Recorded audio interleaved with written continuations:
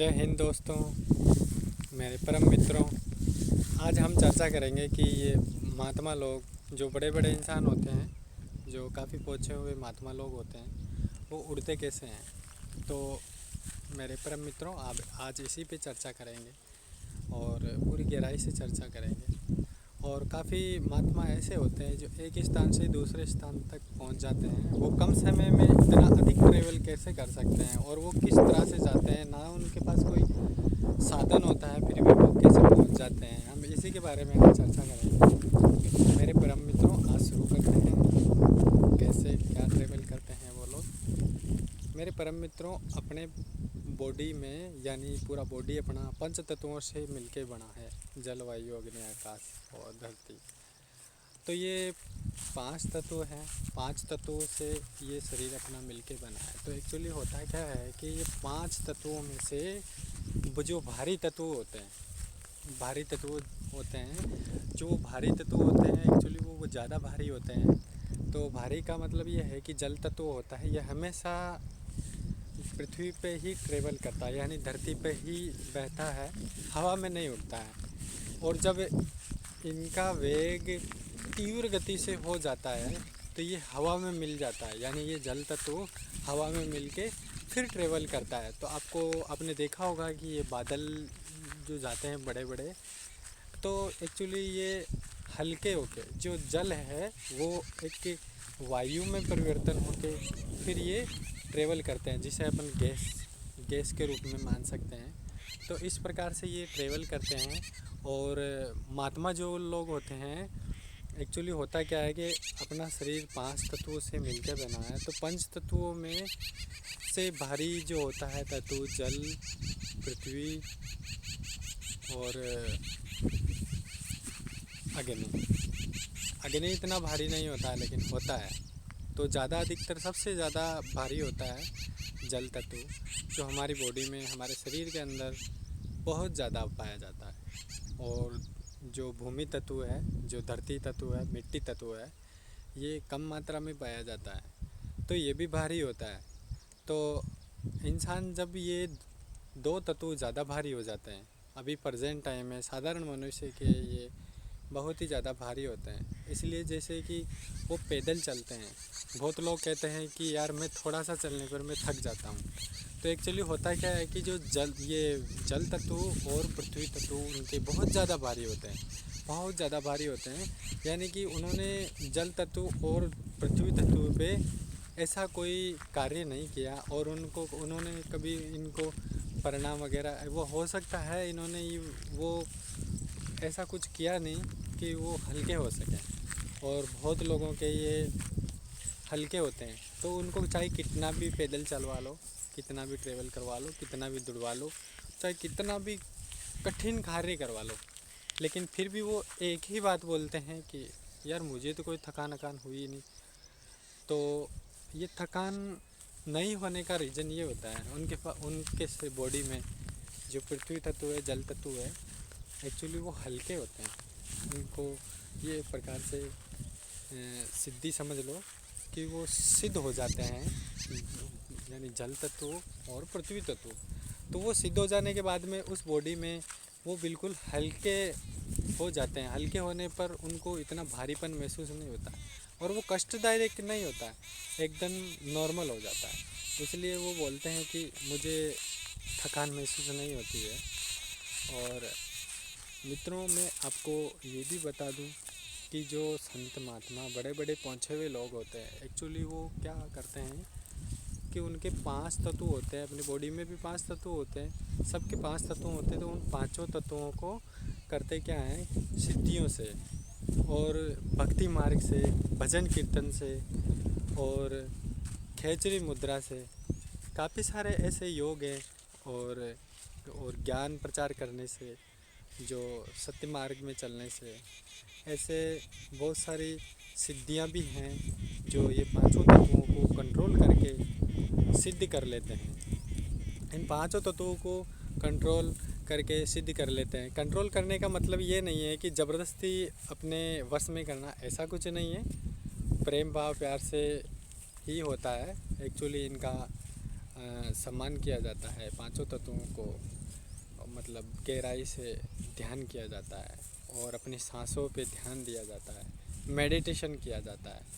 तो मेडिटेशन करने से तो वायु जो तत्व है वो बहुत ही ज़्यादा हल्का हो जाता है और पूरा बॉडी भी हल्का होता है उससे। और मेडिटेशन बहुत ज़्यादा करने से और खेचरी मुद्रा वो करने से, और इसमें कुछ सिद्धियां भी बताई गई है पांचों तत्वों के जो नाम हैं वो नाम जाप करने से ये पांचों तत्व हल्के हो जाते हैं। हल्के होने से आप हवा में गमन कर सकते हो, हवा में उड़ सकते हो, पानी पे चल सकते हो।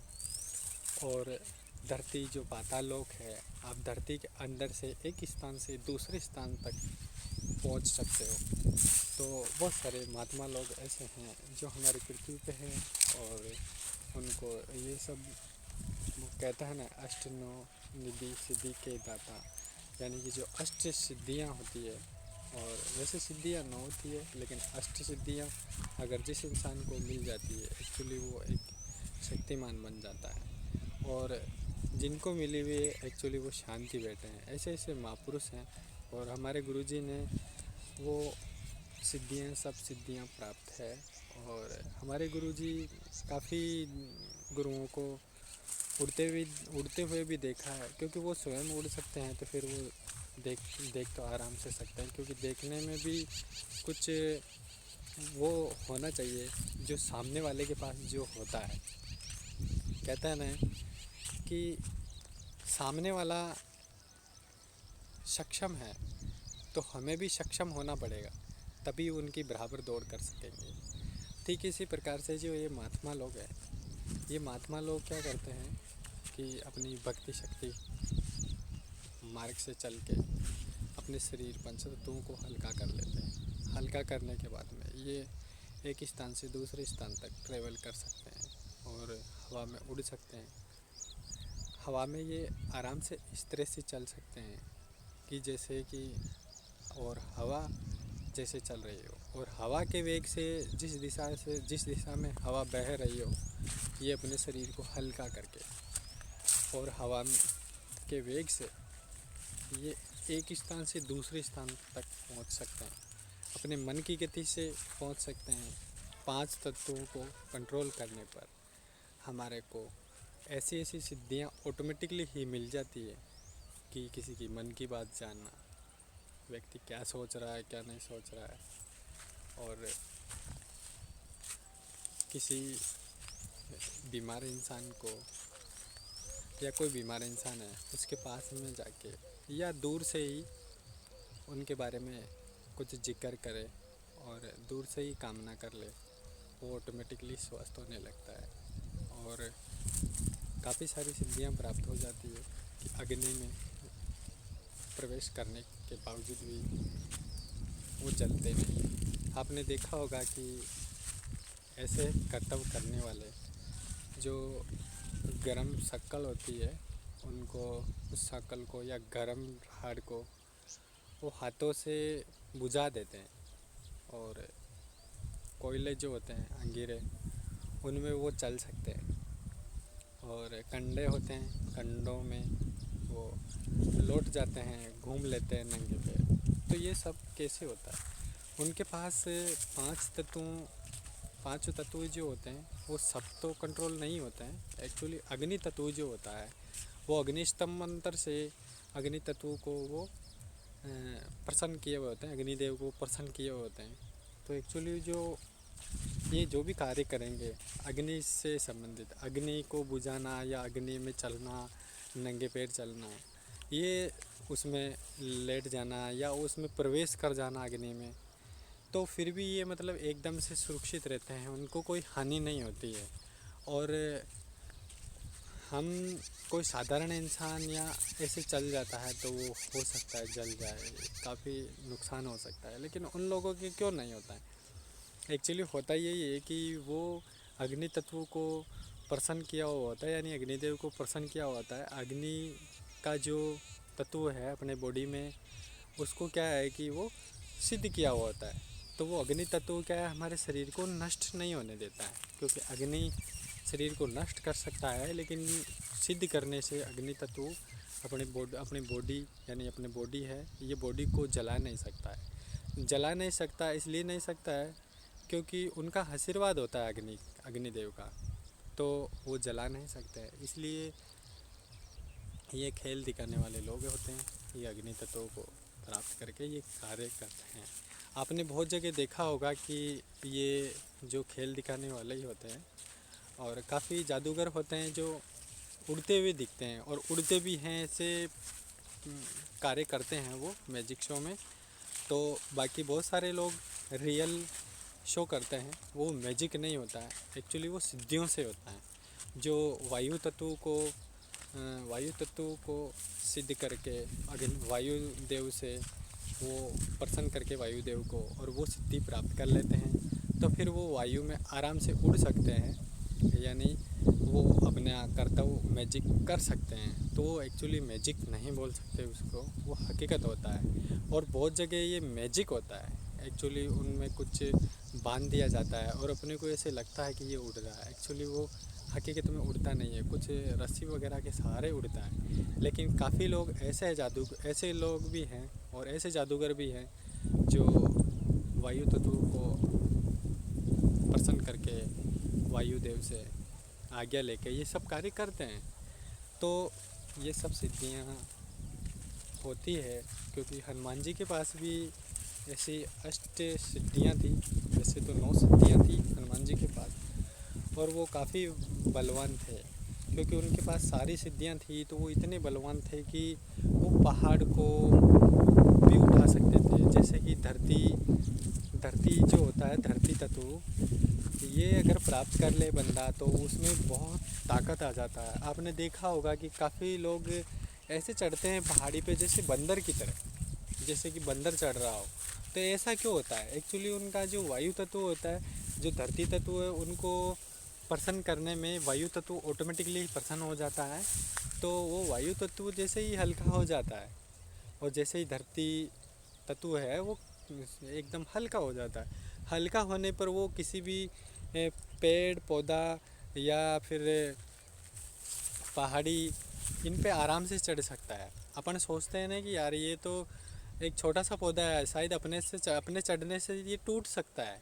एक्चुअली वो टूटता नहीं है, वो उसके ऊपर चढ़ भी जाता है तो भी नहीं टूटता है। वो एक पत्ते पे घूम सकता है, और छोटी सी पत्ती, छोटी सी टहनी पे वो घूम के आ सकता है, यानी इतना हल्का हो जाता है।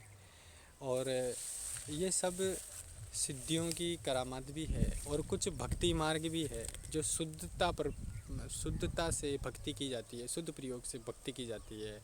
परमपिता परमात्मा के आशीर्वाद से परम एनर्जी, यानी कि जो परम लाइट होता है, यानी कि जो अभी जैसे मान लेते हैं कि एक पावर हाउस है, उस पावर हाउस से अपने घर तक बिजली पहुंच रही है। अब वो बिजली पहुंच रही है यानी कि पावर हाउस में इतना एनर्जी है, इतना खतरनाक एनर्जी है कि उसमें बीच में कंट्रोलर लगाए गए हैं। कंट्रोलर जिसे अपन डीपी बोलते हैं, वो डीपी क्या करती है, कंट्रोल करके फिर अपने को जितना ज़रूरत होता है, यानी कि 250 वोल्टेज का ज़रूरत है, यानी कि अपन इतना ही यूज करते हैं, और 250 वोल्टेज का ज़रूरत है तो हम 250 वोल्टेज ही ले पाते हैं, इससे ज़्यादा लेते भी नहीं हैं हम, और ज़्यादा ज़रूरत पड़ने पर हम लेते भी हैं। तो एक्चुअली ये कंट्रोलर होते हैं। ठीक इसी प्रकार से जो परमपिता परमेश्वर है, जो परम एनर्जी है, जिसका कोई रूप नहीं है, जिसका कोई मंदिर नहीं है, जिसका कोई मस्जिद नहीं है, और जिसका कोई घर नहीं है, और जिसका कोई रूप नहीं है, जिसका कोई आकार भी नहीं है, एक्चुअली वो परम एनर्जी, परम लाइट, उसी के ही अंश हैं, छोटे छोटे, जो उन्हीं के अंदर से निकले हुए हैं, जैसे ब्रह्मा विष्णु महेश और 36 करोड़ देवताएं, ये सब सृष्टि को चला रहे हैं सब मिलके। और ये कंट्रोलर समझ लो, ज़्यादा high power controller Brahma Vishnu Mahesh, इससे छोटे यानी कि जो देवता है 36 करोड़, ये भी अपनी पालना करते हैं और ये भी अपनी सुनते हैं, ऐसी कोई बात नहीं है, लेकिन ये अपनी सहायता भी करते हैं। लेकिन ये सहायता वो परम एनर्जी है, वो उसके बिना कैसे सहायता करेंगे, क्योंकि वहीं से ही आ रहा है पूरा एनर्जी, सब उसी का मेहर है। आज ये सृष्टि है, यानी जो संसार है, आप देख रहे हो ये कितना बड़ा संसार है। ये संसार एक ही नहीं है, और जो इंसानी बस्ती है, हम ये सोचते हैं कि अपने इस पृथ्वी में ही इंसानी बस्ती है। बाकी हाँ, पृथ्वी में इंसान जो मनुष्य है वो पृथ्वी में ही है, लेकिन ऐसी इस तरह की पृथ्वियाँ बहुत है, ऐसी गैलेक्सियाँ बहुत है, जैसे अरुण वरुण यम, ये जितने भी ग्रह हैं इनमें भी जीव हैं। एक्चुअली वो हम उनको देख नहीं पाते हैं बहुत बार, क्योंकि ऐसे परम एनर्जी के वो बने हुए होते हैं। हम 5 तत्वों के बने हुए हैं, हम जड़ तत्व भी हमारे बॉडी में शामिल है, तो हम सबको दिखाई भी देते हैं, 2 नैन से दिखाई देते हैं। और काफ़ी गैलेक्सी में ऐसे जीव आत्माएँ हैं जो वो 2 तत्वों की होती है, एक तो अग्नि और एक वायु। ये दोनों तत्व ऐसे गतिशील होते हैं, यानी कहीं से कहाँ पहुँच जाते हैं। और ये आत्माएँ, यानी ये है बॉडी, वो उनका शरीर उसी तरह से ढला हुआ होता है, उनको धूप का कोई एहसास नहीं होता है, चाहे कितना भी गर्मी पड़े कोई फ़र्क नहीं पड़ता है। और वायु कितनी भी तेज़ चले कोई फ़र्क नहीं पड़ता, आंधी कितनी भी आए कोई फ़र्क नहीं पड़ता है। उनके भी मम्मी डैडी नाना नानी चाचा चाची सब होता है, जैसे अपना फैमिली पूरा परिवार चलता है, ठीक इसी प्रकार से उनका भी एक फैमिली परिवार है। जैसे उनका थोड़ा लंबा आयु होता है, जैसे अपना थोड़ा कम है आयु, बहुत ही मृत्यु लोक है, तो फिर इसमें बहुत ही कम आयु है, और कलयुग में तो बहुत ही कम हो गया है। और वहाँ पर वो दूसरे गैलेक्सी के जो प्राणी हैं उनमें 1000-1000, 2-2, 3-3 हज़ार वर्ष की उम्र अभी भी है मौजूदगी में। और कभी कभी वहाँ के जो प्राणी हैं उनका उम्र पूरा हो जाता है, तो एक्चुअली वो जैसे डेथ होती है, अपना शरीर एकदम से हम छोड़ देते हैं, ठीक इसी प्रकार से वो छोड़ते हैं शरीर, लेकिन वो सूक्ष्म शरीर छोड़ते हैं।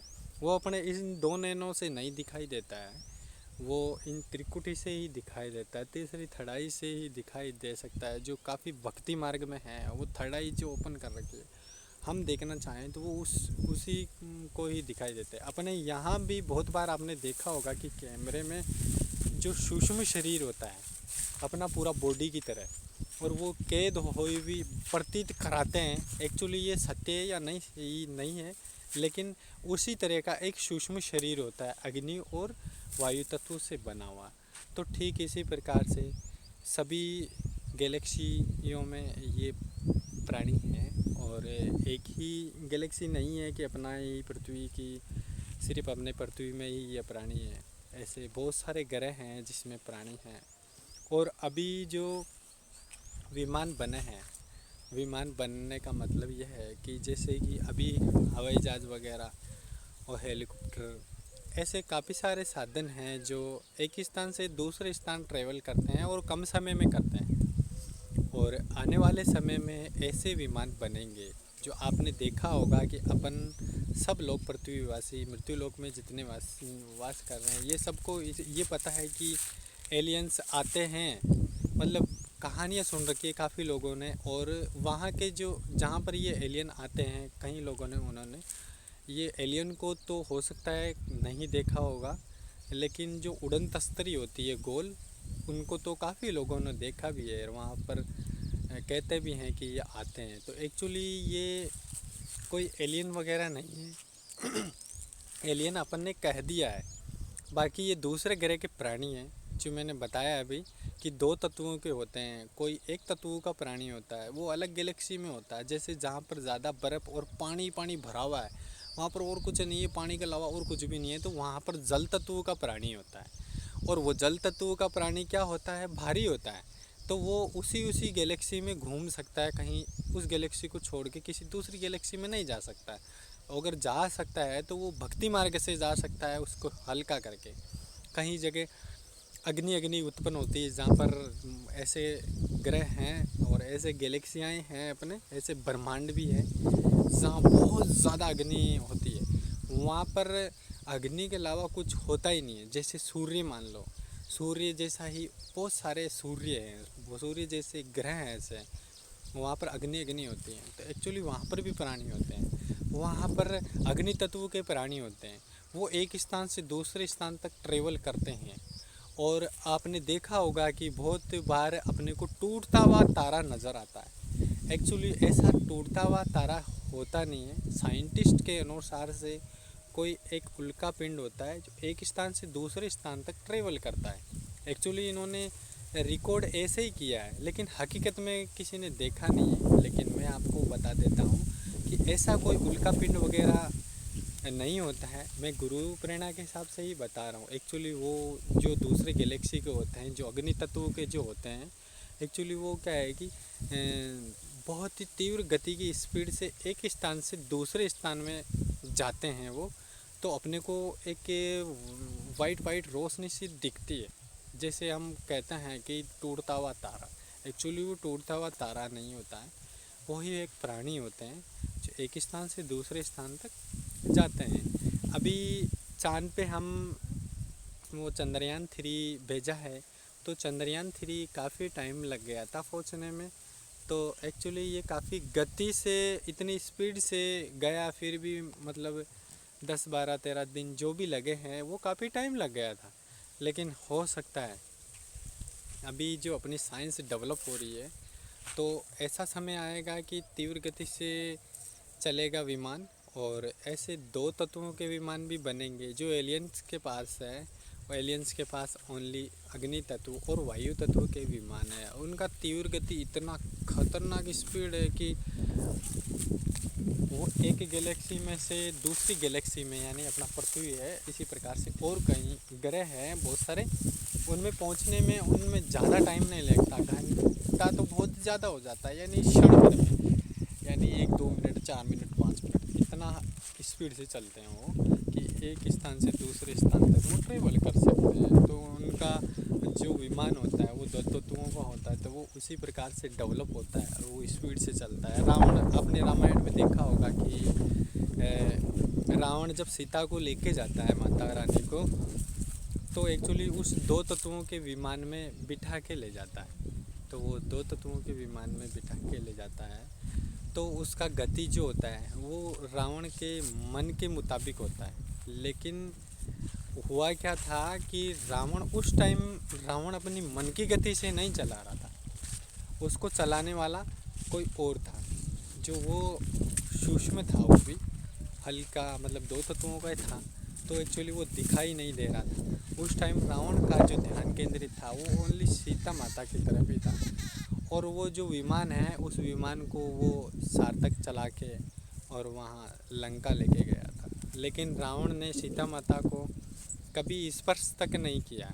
एक्चुअली उनका सूक्ष्म शरीर जो था उनको ही छुआ था उन्होंने।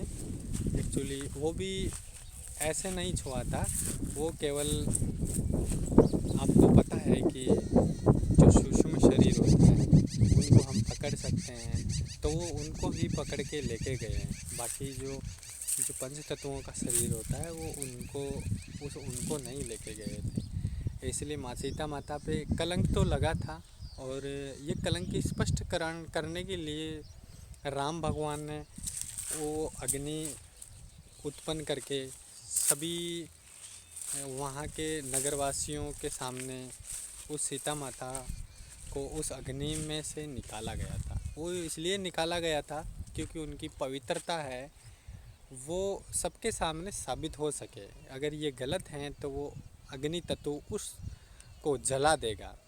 पहले का टाइम ऐसा था कि जो भक्ति मार्ग सत्य प्रथा था, जो वो पूर्णतः सत्य था। पूर्णतः सत्य इसलिए था कि अगर कोई गलती कर देता है तो वो सत्य था, वो जो सत्परता थी वो क्या है कि ख़त्म हो जाती है, नष्ट हो जाती है।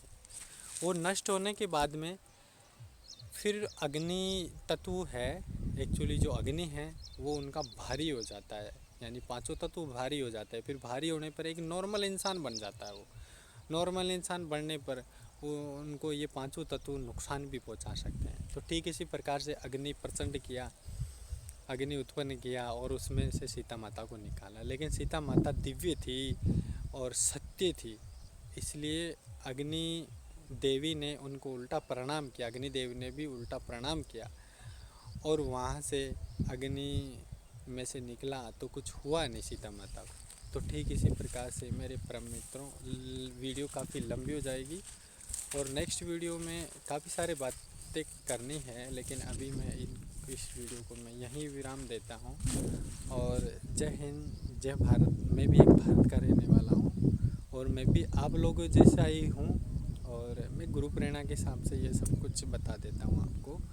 तो नेक्स्ट वीडियो में फिर मिलेंगे एक नई वीडियो के साथ में और नए ज्ञान के साथ में। परम शांति, परम पिता परमेश्वर।